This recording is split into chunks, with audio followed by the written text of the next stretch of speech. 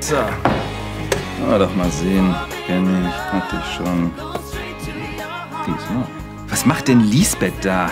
Moment mal. Was machen die da mit meinem Gesicht? Verboten neu, verboten gut. Verbotene Liebe. Jetzt auch täglich in der App.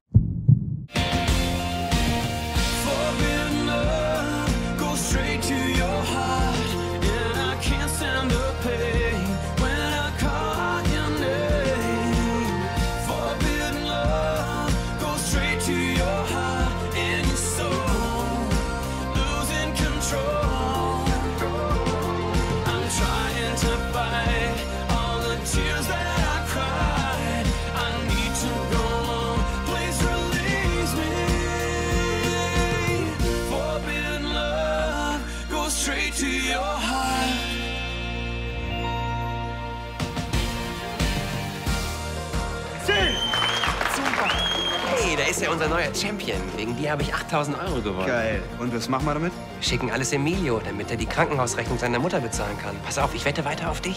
Wir werden in Kohle schwimmen. Bei LCL dürfen die sich einen neuen Hausmeister suchen, denn du bist jetzt der neue Champ. Du schickst eine große Nummer nach der anderen auf die Bretter. Wenn sich Sebastian aus freien Stücken gegen sie entscheidet, dann werde ich ihn nicht wegschicken. Sie sind Tanja gegenüber jetzt im Vorteil. Sie haben Sebastians Sohn. Unser Sohn, ja, es ist... Hiermit ernenne ich Tanja von Landstein zu meiner Stellvertreterin in allen Belangen, die Landstein Enterprises betreffen. Ich liebe dich, Tanja von Landstein. Willst du meine Stellvertreterin werden?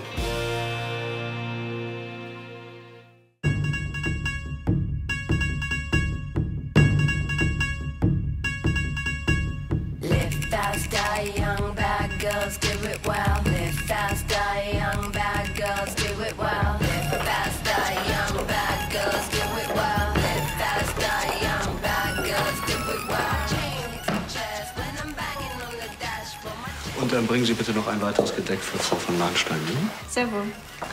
Get down, pull me closer if you think you can hang. Hands up, hands high.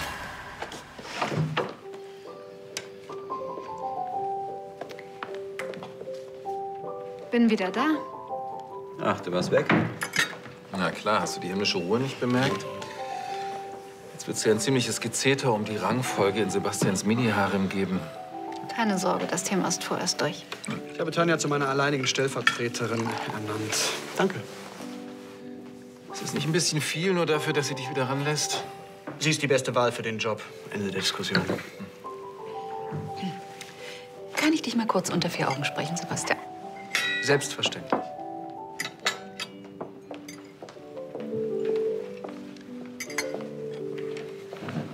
Und? Wie ist es bei dir so, Ansgar? Was macht das Golf-Handicap jetzt, wo du so viel Zeit hast?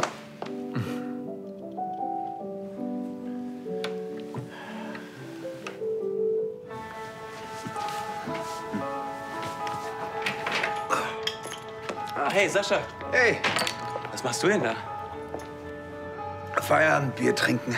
Daraus wird leider. Hey! Warum das denn? Du hast morgen Boxkampf. Da hängt eine Menge von ab. Für uns beide. Ja, genau deswegen will ich mein Feierabendbier trinken. Wenn ich das nicht trinke, kann ich nicht schlafen. Wenn ich nicht schlafen kann, bin ich nicht zu gebrauchen. Vergiss das mal. Du gehst gleich noch mit mir vor die Tür ein bisschen joggen. Dann schläfst du wie ein Baby. Das verspreche ich dir. Hey, ja. Abgesehen davon, Bier hat zu viel Kalorien. Seitdem Olli weg ist, machst du hier auf Mutti. Ja, klar. Die Kohle, die ich auf dich morgen setzen soll, ist doch zur Hälfte von mir. Und von Emilio. Du weißt doch ganz genau, wie dringend er die Kohle für die OP seiner Mutter braucht. Weißt du, wie es ihr geht? Sie nehmen mir morgen eine Niere raus. Ich habe mit Kim telefoniert. Emilios Nerven liegen blank. Das ist gut. Sie kriegen die Kohle. Ich bin topfit. Super. Und damit das so bleibt, lassen wir das hier. Und du zeigst mir, was du drauf hast. Na?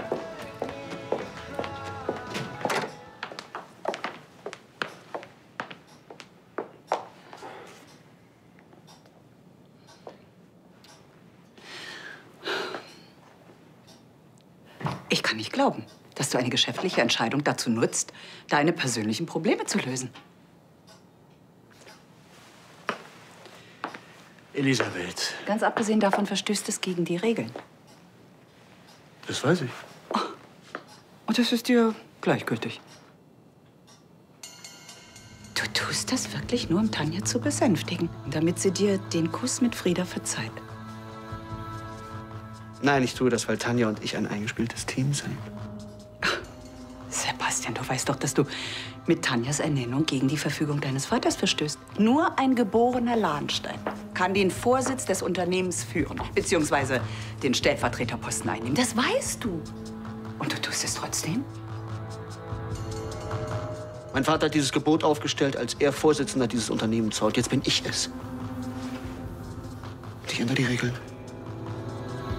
Na, dann hoffe ich mal, dass du deine Entscheidung nicht irgendwann bereust.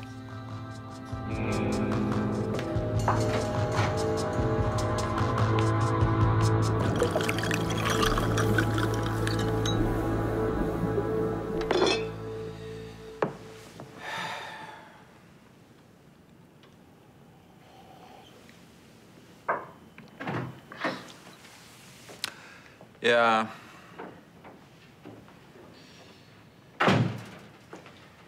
Oh, ich habe dir ein kleines Geschenk zur Loser-Party mitgebracht, aber wie ich sehe, bist du schon versorgt. Danke. Wenn du mit Losern trinken willst, geh unter die Brücke. Hier bist du nämlich der Einzige. Ach, Ansgar, wem willst du was vormachen? Darf ich? Na, wenn du es sagst. Fakt ist, Sebastian hat uns beide ausgebotet. Glaubt er zumindest. Er teilt sich mit Tanja die Macht, während seine Zweitfrau gerade seinen kleinen Kronprinzen ausbrütet. Und wer weiß, wenn wir nicht lebenslanges Wohnrecht auf Schloss Königsbrunn hätten, müssten wir vielleicht wirklich unter der Brücke schlafen. Also, herzlich willkommen im Club der Verlierer. Du bist gerade genauso degradiert worden wie ich. Auch wenn du es doch nicht wahrhaben willst. Weißt du, während du dich im Selbstmitleid suhlst, überlege ich mir schon, wie ich Sebastian die Firma wieder abnehme. Redest du jetzt von Plänen oder von Tagträumen? Ich wüsste nicht, wie du das anstellen willst. Wart's ab. Er wird noch bereuen, sich mir in den Weg gestellt zu haben.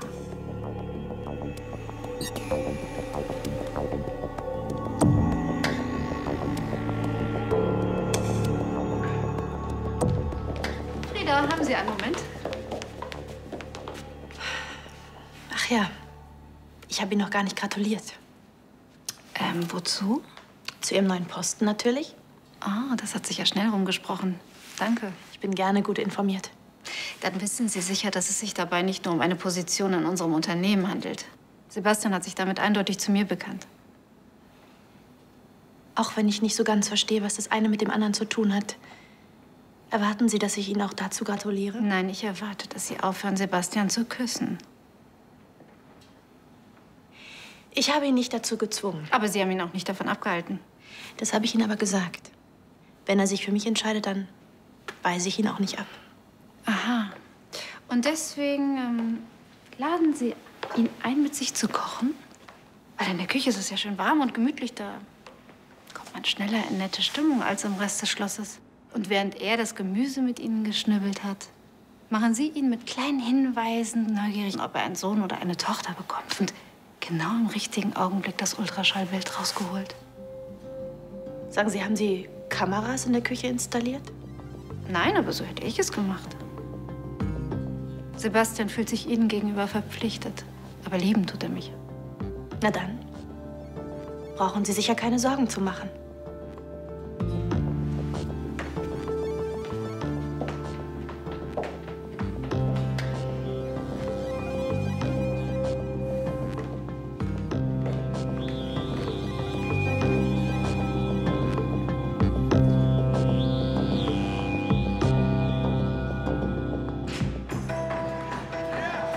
Alles klar.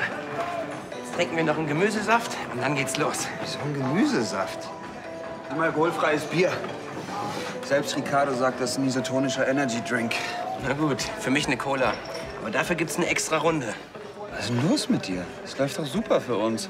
Ja, bisher. Na, und das wird's auch noch weiter? Ich habe den Gegner gesehen, gegen den du morgen kämpfen sollst. Und das ist eine ganz schöne Kante. Danke. Ja, der ist gut, aber ist doch auch unser Vorteil. Wenn wir die Kohle auf mich setzen und ich den Favoriten fertig mache, Dann vermehren wir so unser Geld. Und wenn du verlierst? Also nicht, dass ich dir das nicht zutraue, aber wir haben beim letzten Kampf 8.000 € gemacht. Bist du dir sicher, dass ich den ganzen Haufen auf diesen einen Kampf setzen soll? Klar. Also so vervielfachen wir die Kohle. Und dann setzen wir wieder und wieder und wieder und verdienen uns eine goldene Nase. Jetzt stell dir mal vor, wenn Bella in 2 Monaten von Norwegen zurückkommt. Dann haben wir mit unseren Boxwettengeschichten mehr Kohle als sie mit ihrem Montagejob gemacht. Da ist nicht nur die OP für Emilios Mama drin, nein, ihr seid auch bald eure Schulden los. Ja, das wäre super. Das sag ich doch. Also gut, ich setze den ganzen Pott. Außer die Kohle, die ich Emilio schulde. Na, die musst du auch setzen. Na, wir wollen doch Emilio am Gewinn beteiligen. Ja, aber das können wir doch auch so. Ja, aber je mehr wir setzen, desto mehr gewinnen wir. Und Emilio kann gerade jeden Cent brauchen. Hast du auch wieder recht. Siehste. Was glaubst du, was der für Augen machen wird, wenn wir ihm sagen, dass wir die Kohle vervielfacht haben? Er wird uns die Füße küssen vor Freude. Ja, mir wird das schon reichen, wenn ich bei ihm lebenslang Burritos kriege.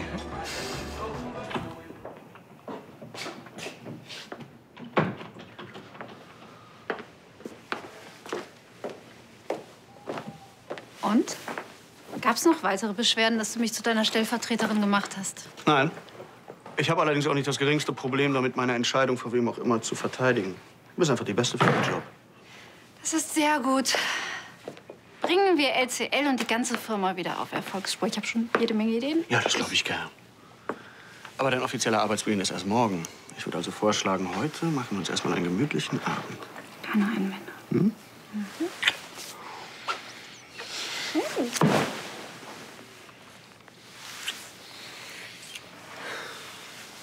Hätte das gedacht? Was? Na, dass wir heute da sind, wo wir sind. Im Bett. Ja, das auch. Nein, ich meine alles andere auch. Ich meine, hättest du vor einem halben Jahr gedacht, dass wir noch mal zusammenkommen? Dass ich Geschäftsführer bin und du unter mir Stellvertreter? Nein, hätte ich nicht. Na, siehst du? Und jetzt sind wir genau da, wo wir immer sein wollten. Und wem haben wir das zu verdanken? Ansgars Unfähigkeit. Uns. Ich liebe dich.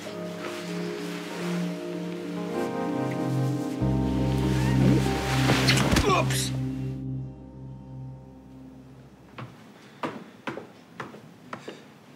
Oh, hallo. Also, dass Schwangere seltsame Gelüste haben, wusste ich ja, aber was um Himmels Willen ist das denn? Pürierter Laubfrosch? Ein pflanzliches Stärkungsgetränk. Auf ärztliche Anweisung 3-mal täglich. Also, es schmeckt ja anscheinend genauso gesund, wie es aussieht, Ihrem Gesicht nach zu urteilen. Oder ist sonst noch irgendwas passiert? Also eigentlich habe ich keine Lust, mit Ihnen darüber zu sprechen. So, warum nicht? Wenn Sie mir nicht eingeredet hätten, dass ich um Sebastian kämpfen soll, dann hätte ich jetzt keinen Ärger mit Tanja. Was ist denn schiefgelaufen? Sie hat uns gesehen, als wir uns geküsst haben. Oh. Dann lassen Sie mich raten. Sie hat ihn vor die Wahl gestellt. Und wenn man sich bei Seppel auf eins verlassen kann, dann ist er einknickt, wenn es um Tanja geht. Tja. Und jetzt sind die beiden sich näher denn je. Naja, Sie sind ja noch da. Noch ist nicht alles verloren. Oder haben Sie Tanja etwa eine offene Kampfansage gemacht? Ja, dann haben wir jetzt natürlich ein Problem. Sie wird alles daran setzen, Sie loszuwerden. Und wenn ich alles sage, meine ich alles. Also bisher sind wir eigentlich ganz zivilisiert miteinander umgegangen. Ja, weil sie sowohl Ihnen als auch Sebastian vormacht, dass sie seit ihrem Koma eine Heilige ist. Sie glauben, sie tut nur so? Da bin ich mir sogar ziemlich sicher.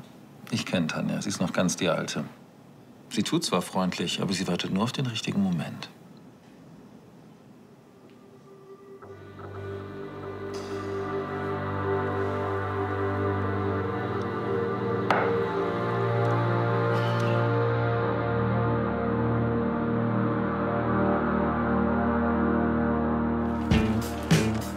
Sehr gut. Jetzt mal auf einem Bein. 3 links, 3 rechts. Sonst noch was, du Sklaventreiber? Eine gute Stützmuskulatur ist das A und O bei Beinarbeit. Außerdem musst du Gewicht verlieren. Du hast 1 Pfund zu viel. Ey, das sind die dicken Burritos. Du sollst die fetten Burritos ja auch nicht essen, sondern verkaufen. Außerdem denk mal lieber an die fette Kohle, die wir machen, wenn du morgen den Kampf gewinnst. Ach, und neulich habe ich einen Jogger gesehen, der ist bergauf Seilchen gesprungen und das in einem Affentempo. Na gut, der war aber auch durchtrainiert. Das ist ganz im Gegensatz zu mir. Das hast du jetzt gesagt. Aber du kannst mich ja gerne vom Gegenteil überzeugen.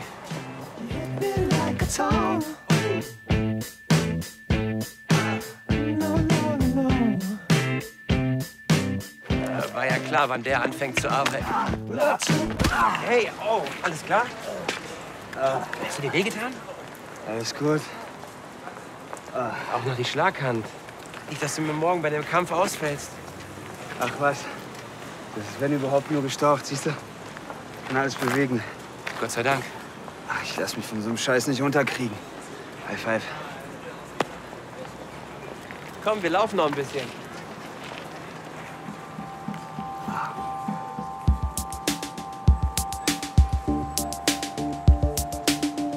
Als wir uns um das Sorgerecht für Hannes gestritten haben, hat sie ihn entführt und mich glauben lassen, dass er tot wäre. Können Sie sich sowas vorstellen? Die wird sich nie ändern.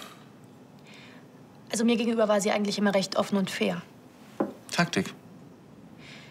Was wollen Sie mir damit sagen? Dass ich freiwillig das Feld räumen soll, oder was? Nein, auf gar keinen Fall. Aber Sie sollten Ihre moralischen Bedenken über Bord werfen. Vergessen Sie mal Zurückhaltung und Fairness. Hier geht's ums Überleben. Sie übertreiben. Glauben Sie.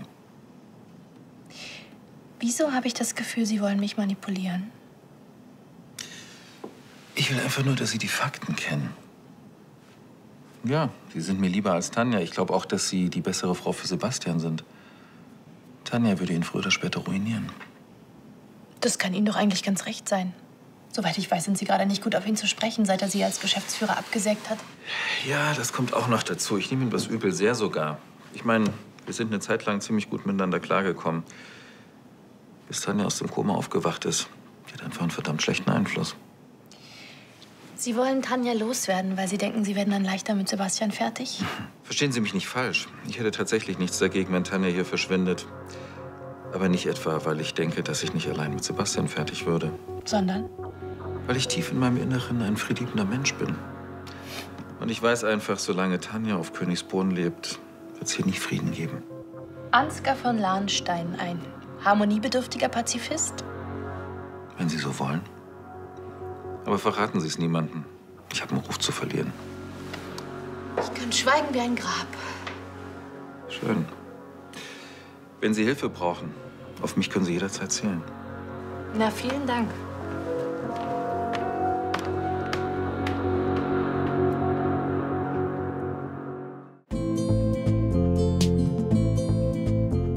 Findest du es schade, dass wir nur ein Kind haben? Wieso fragst du mich das jetzt? Stell dir vor, wir hätten noch einen Sohn. Tanja, ich würde dich nicht mehr lieben, wenn deinen Sohn hätten. Trotzdem bringt Frieda jetzt dein Stammhalter zur Welt.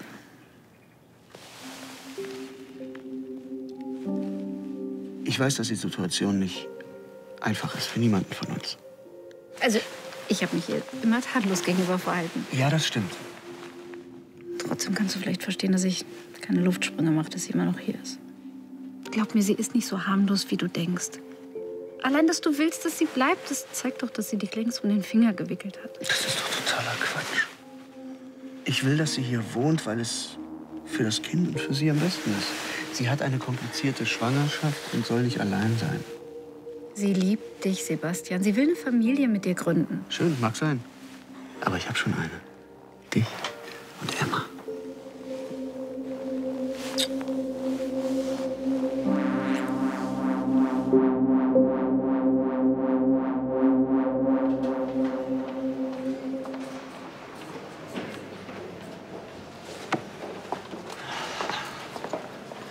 Na, wie sieht's aus, Doc? Komm ich durch? Knapp. Aber ich habe auch gute Neuigkeiten. Das wollte ich hören. Ich dachte schon, ich kann nicht mehr boxen. Moment, von Boxen war hier nicht die Rede. Aber ich dachte... Darf ich bitte mal ausreden?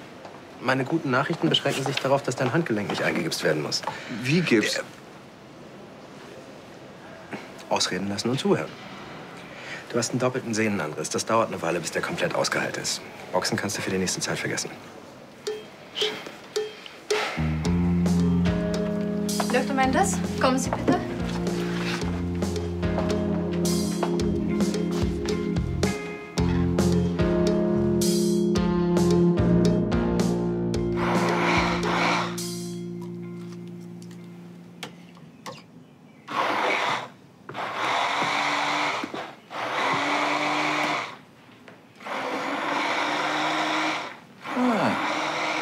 Hausdame. Erster Arbeitstag und Sie müssen schon Laubfrosch pürieren? Ja, ich wurde ja gewarnt, dass Sie Blaublüter extravagante Wünsche haben. Sieht nicht der Zaubertrank für Frau Hansen? Sieht grauenhaft aus. Naja, Hauptsache es wirkt. Justus hat mir extra eingeschärft, dass ich den Trank frisch zubereiten soll und auch darauf achten soll, dass Frau Hansen ihn sofort trinkt. Ah. Sagen Sie, hat Justus Ihnen vielleicht auch eingeschärft, dass man mir einmal täglich die Morgenzeitung bringen muss? Sonst werde ich nämlich ganz furchtbar übellaunig. Oh, soll ich die Zeitung vielleicht auch noch bügeln? Das ist Justus' Job. Nicht Ihr Ernst? Würden Sie vielleicht mal nachschauen, wo er steckt? Ja, sicher.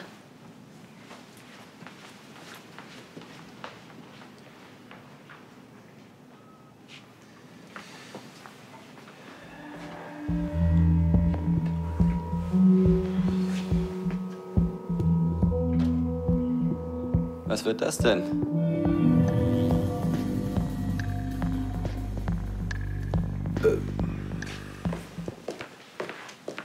Guten Morgen. Wie geht's dir? Dem Baby geht's gut. Wie geht es dir? Danke. Du hast doch bestimmt noch nicht gefrühstückt, vielleicht. Tanja glaubt, dass der Kuss meine Schuld ist. Wusstest du das? Ich meine, ich kann es dir nicht verübeln. Auch wenn ich nicht vorhatte, mich zwischen euch zu drängen. Ich wünschte, sie würde mir das glauben. Frieda, ich kann dich nur bitten, gib ihr ein bisschen Zeit, ja? Bin mir sicher, wir können uns alle gemeinsam irgendwie arrangieren. Wenn da drin ist, was draufsteht, willst du sie zumindest schon mal nicht umbringen. Ja, spinnst du? Ich tue dich einer Schwangeren was an. Das ist ein Schlafmittel. Das ist für Schwangere nicht gerade gesund. Ich habe mich bei einem befreundeten Apotheker erkundigt. Das Zeug ist für Schwangere völlig unbedenklich. Außerdem sorge ich dafür, dass sie schnell gefunden wird und zu einem Arzt kommt. Wenn der dann in ihrem Blut dieses Zeug findet und die Flasche bei Tanja auftaucht, dann ist die dran. Apropos finden. Eigentlich wäre es viel praktischer, wenn du sie findest. Und warum sollte ich das tun? Ganz einfach, weil bei dir niemand denkt, dass du Frieda irgendwas Böses willst. Ja, wenn du Glück hast, macht dich Sebastian aus reiner Dankbarkeit sogar noch zu seinem Vize. Jetzt komm schon, du kannst bei der ganzen Sache nur gewinnen. Oder hast du etwa vor, dich auf Dauer in deiner Loser-Ecke einzurichten? Hm? Ich weiß, dass ich euch beiden ziemlich viel zumute. Ich hatte gerade eigentlich eine ganz gute Ebene mit ihr gefunden. Aber das hat sich jetzt so erledigt. Ich glaube trotzdem, dass wir es irgendwie schaffen können. Du bist wirklich ein unverbesserlicher Optimist. Aber musst du wohl auch sein in deiner Lage. Wie meinst du das? Naja, in deiner Haut will ich wirklich nicht stecken. So eingequetscht zwischen zwei Frauen. Die eine schwanger, voll mit Hormonen und die andere... Man hört ja so einige Geschichten über Tanja. Ja, und alle sind wahr, fürchte ich. Dann soll ich Angst haben. Pass auf, noch vor ein paar Monaten, da hätte ich dich wirklich nicht in ihre Nähe gelassen. Aber seit dem Koma, das heißt eigentlich schon früher, sie hat sich total verändert. Zu schade. Wieso das denn? Wäre sie böse und intrigant, dann hätte ich keine Skrupel, dich von ihr loszureißen.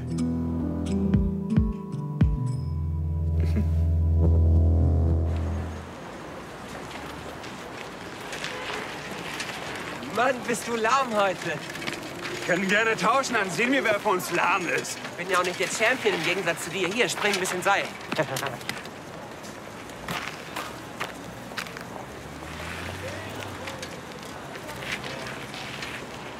Sag mal, findest du es nicht bescheuert, dass wir ständig das Risiko eingehen, dass so eine Wette mal in die Hosen gehen könnte?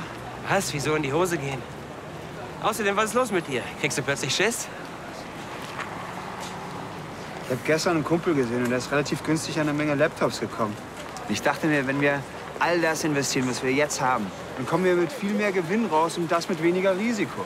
Weniger Risiko? Darf ich dich mal daran erinnern, was das letzte Mal passiert ist, als du Emilio deine Hehlerware untergejubelt hast? Da wollten deine top-seriösen Partner euch erst mal zusammenschlagen. Kommissar Helmke hat fast die Ware entdeckt und Emilio hat am Ende den Stress seines Lebens mit Kim bekommen. Ja, aber dieses Mal wird's funktionieren, versprochen. Ach, Quatsch, vergiss es. Du gehst heute in den Ring und machst den Typen platt. Und dann brauchen wir keinen Plan B. Ich mach heute gar keinen platt. Warum nicht? Weil meine Hand im Arsch ist. Warum sagst du das denn nicht gleich, statt mit irgendwelchen krummen Deals anzukommen? Weil ich dir irgendeinen Ersatzplan anbieten wollte. Ja, aber doch nicht sowas. Dann warten wir einfach, bis du wieder fit bist. Es wäre zwar schön gewesen mit dem Kampf, aber auf die paar Tage kommst du doch nicht an.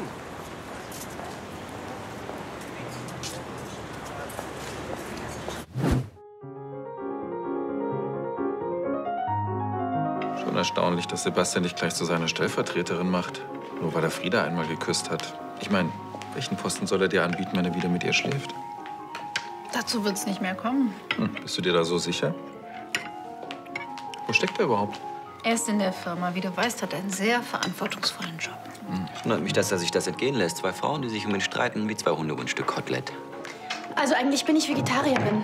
Guten Morgen. Guten Morgen, Frau Hansen. Morgen. Und wie geht es Ihnen heute? Haben Sie gut geschlafen? Danke, ja.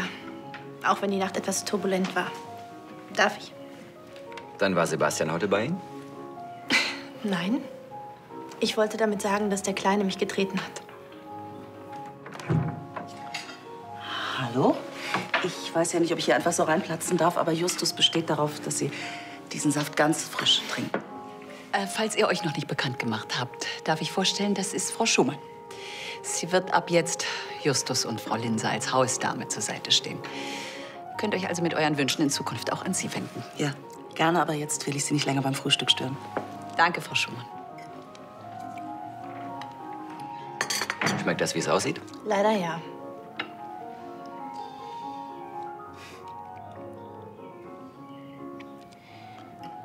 Sebastian ist schon weg. Ich wollte ihm eigentlich noch erzählen, dass ich heute eine Vorsorgeuntersuchung habe. Mit Ultraschall und CTG. Oh, ich glaube kaum, dass es sich dir entgehen lässt. So ein Sohn ist eben doch was ganz Besonderes, nicht wahr? Das dachte dein Vater auch, bis du ihn so bitter enttäuscht hast. Ich glaube, ich habe meinen Appetit doch überschätzt. Ich lege mich noch einen Augenblick hin. Schönen Tag.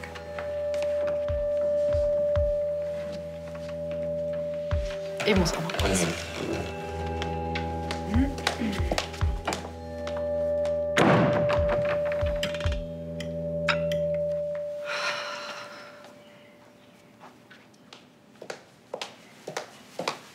Frieda, wir müssen uns mal unterhalten. Ich wollte mich gerade hinlegen. Was war das für ein Auftritt gerade? Sie setzen sich an den Frühstückstisch, lassen 2 Sätze zu Ihrem Baby fallen und verschwinden wieder. Ich habe doch gesagt, ich habe meinen Hunger überschätzt. Ich hatte eher den Eindruck, Sie wollen Ihr Revier markieren. Mein Revier? Als Mutter von Sebastians Kind? Die ich ja nun mal bin. Das sind Sie ja. Das will Ihnen auch niemand streitig machen, aber mehr als das werden Sie niemals sein. Also hören Sie auf, ständig Vorwände zu finden, Zeit mit Sebastian zu verbringen. Ein Termin beim Arzt ist ja wohl kein Vorwand, oder? Oder glauben Sie, ich habe mir den nur ausgedacht? Keine Ahnung, haben Sie? Nein.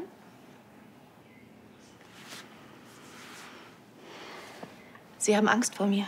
Überspannen Sie den Bogen nicht. Sonst? Sonst zwingen Sie mich eventuell Dinge zu tun, die ich eigentlich nicht tun will. Ich warne Sie, Frieda, ich kann auch anders. Müssen Sie sich so anschleichen?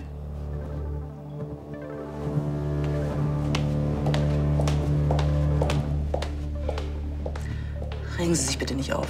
Das ist nicht gut für Sie und für Ihr Baby auch nicht. Frau Schumann, würden Sie mir bitte meine Fototasche bringen? Und meine Jacke? Sie wollen doch jetzt nicht noch nach draußen und noch dazu alleine.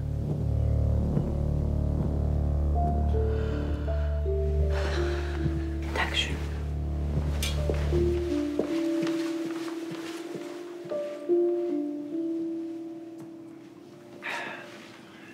Hoffentlich trinkt sie diese Plörre bald. Jedenfalls können wir hier nicht ewig rumlungern und warten, bis irgendjemand mit dem leeren Glas reinkommt. Justus hat eben schon ganz sonderbar geschielt. Ach, der guckt immer sonderbar.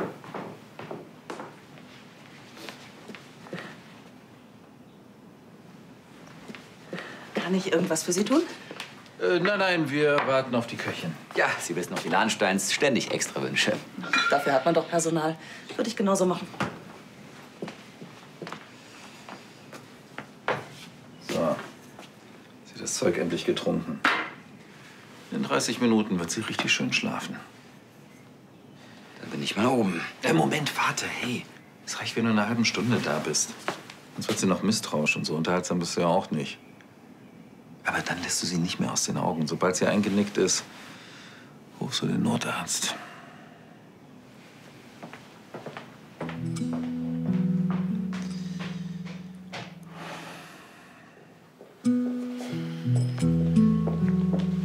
Danke, Frau Schumann.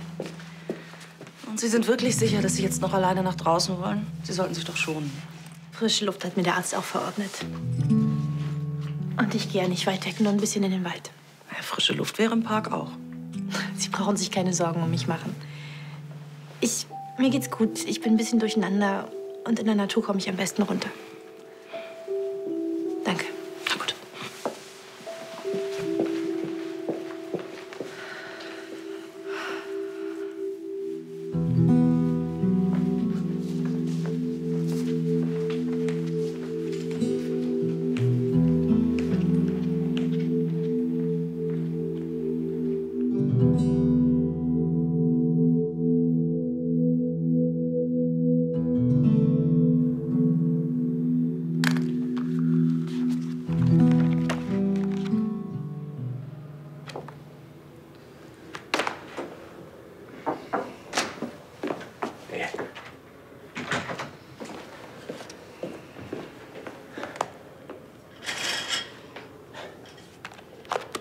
Kann ich dir den Bühnenentwurf für unsere neue Show zeigen? Der ist richtig geil. Nicht ganz billig, aber geil. Okay, du hast gerade keinen Kopf dafür. Du bist in Gedanken wieder bei deiner Erst- und deiner Zweitfrau. Schön gesagt. Wäre zumindest die Rangfolge klar, was? Meine Erfahrung ist, zwischen zwei eifersüchtigen Frauen sollte mindestens immer ein Meer sein. Und ich spreche nicht von der Ostsee oder der Nordsee, sondern ich meine ein Ozean. Wie stellst du dir das vor? Ich habe Frieda doch gerade erst gebeten, auf Königsbrunn zu bleiben, damit ich mich um sie und das Kind kümmern kann.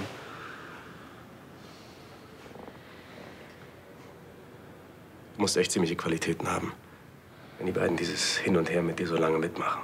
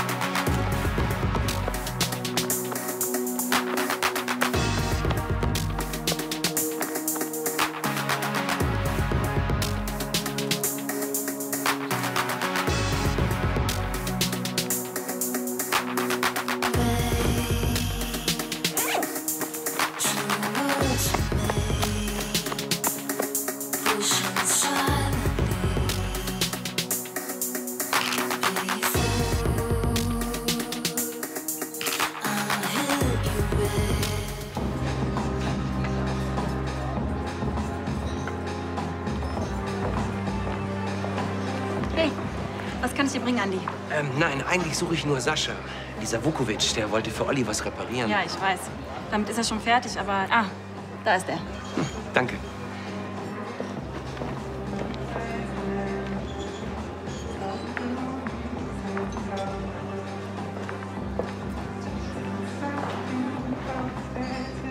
Hey, Sascha. Hey.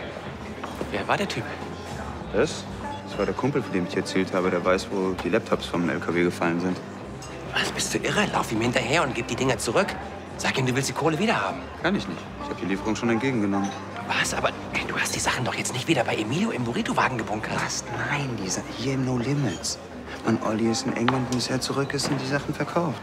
Bist du irre? Und von welcher Kohle hast du das bezahlt? Doch nicht etwa von unserem. Das muss sich doch lohnen. Du bist aber nicht an die Kohle von Emilio gegangen. Mann, du gibst ihm doch zurück. Hey, Sascha, du kannst ja mit deinem Geld machen, was du willst. Aber wenn du von unserem Geld Hehlerware kaufst, dann hänge ich da automatisch mit drin. Alter, ich müsste umdisponieren. Boxen ist erstmal nicht. Nur mit diesen Laptops verdienen wir eine Menge Kohle. Oder willst du ewig warten, bis du deine Schulden zurückbezahlen kannst? Hier geht's doch jetzt gerade nicht um meine Schulden, Mann. Hier geht's um die OP von Emilios Mutter, das weißt du doch. Wenn die uns hochnehmen, wovon soll er dann die OP-Kosten bezahlen, hä?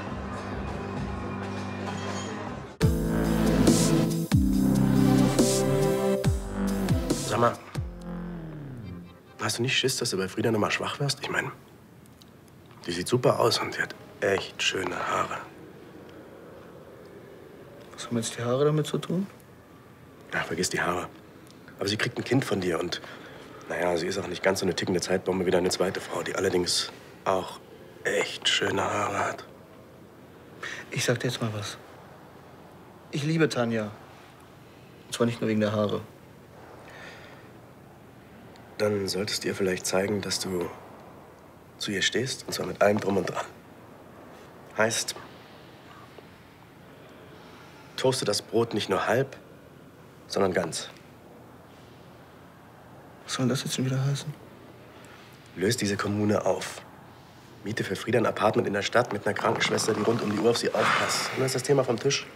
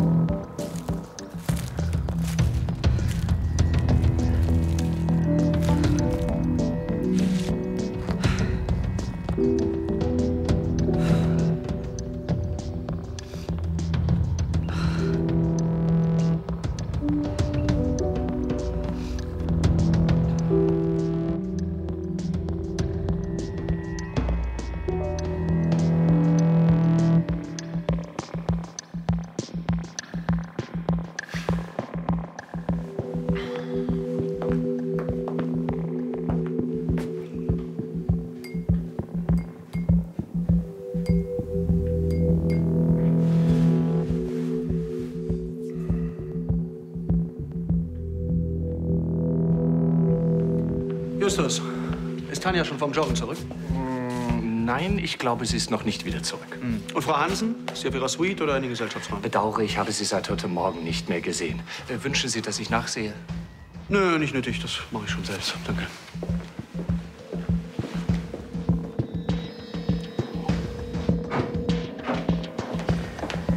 Schön, dass ich dich auch mal erwische. Wirkt das Zeug? Hast du einen Rettungswagen gerufen? Sie ist weg. Bitte was? Ich habe das ganze Schlossdach hier abgesucht. Sie ist wie vom Erdboden verschluckt. Voll Idiot. Hast du ihre Nummer? Ich habe längst bei ihr angerufen. Sie geht sowieso nicht dran. Das kann doch alles nicht wahr sein. Allerdings. Ach, Frau Schumann. Schumann, wissen Sie zufällig, wo Frau Hansen ist? Ich war gerade in ihrem Zimmer, sie ist noch nicht zurück. Zurück von wo? Aus dem Wald. Aus dem Wald? Was macht sie im Wald? Ja, Frau Hansen und ihre Frau, also Gräfin Tanja, hatten heute Morgen eine Auseinandersetzung. Und daraufhin ist Frau Hansen mit ihrer Fotoausrüstung in den Wald gegangen. Ja, ich habe auch versucht, sie davon abzubringen, aber sie ließ sich einfach nicht abhalten. Sie hat aber versprochen, nicht lange wegzubleiben. Ja, schön, dann gehe ich sie jetzt suchen. Hat sie wenigstens gesagt, wo genau sie hin wollte? Sie hat versprochen, nicht weit vom Schloss wegzugehen. Moment, was ist denn passiert? Hast du Frieda gesehen? Heute Morgen das letzte Mal. Wieso? Scheiße, die sind in den Wald abgehauen. Ich gehe sie jetzt suchen. In den... Moment, ich komme mit, ich helfe dir.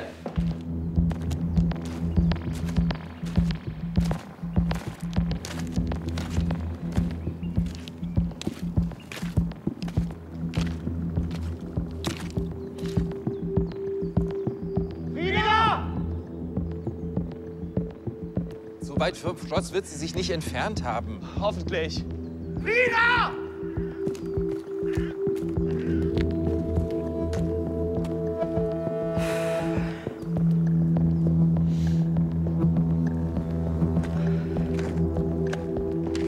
Frieda! Nicht, dass da wirklich was passiert ist.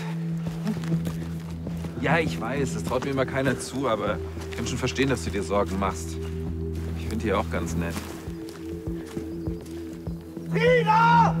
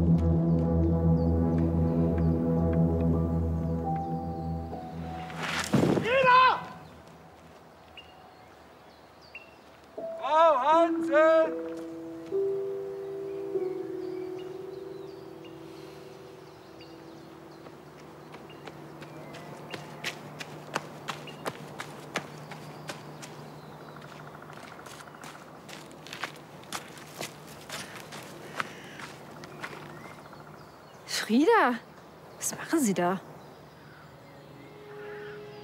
Frieda?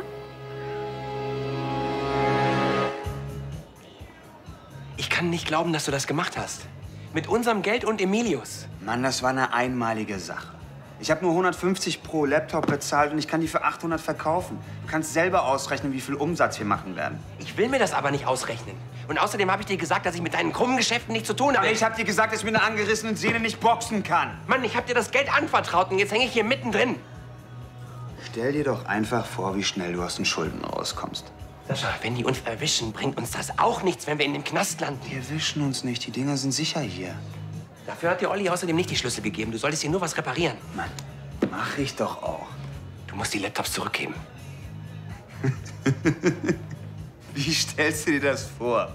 Dass ich da vorbeigehe und sage, Entschuldigung, Jungs, ich habe mir das anders überlegt. Ich würde gern von meinem Rückgaberecht Gebrauch machen. Mann, Alter, nur dieses eine Mal. Und von dem Geld geben wir einen dicken Batzen an Emilio, damit er die OP für seine Mutter bezahlen kann. Mann, wir machen was Gutes damit. Also, was ist? Frieda? Hey. Frieda, jetzt kommen Sie schon. Scheiße. Ich hole Hilfe. Oh, Scheiße. Frieda, ich laufe jetzt zurück zum Schloss und hol Hilfe. Ich bin in 10 Minuten wieder da. Nichts als Ärger mit der Frau. Sebastian, hast du ein Handy dabei? Frieda liegt da, die ist ohnmächtig geworden. Was? Moment, seit wann ist sie ohnmächtig? Ich habe keine Ahnung. Ich bin gerade gekommen und wollte Hilfe holen. Hey, was ist mit dir? Jetzt sag doch was. Das habe ich schon versucht, das bringt nichts, aber sie hat Puls, sie atmet. Was ist hier passiert? Keine Ahnung. Tanja, was hast du mit ihr gemacht?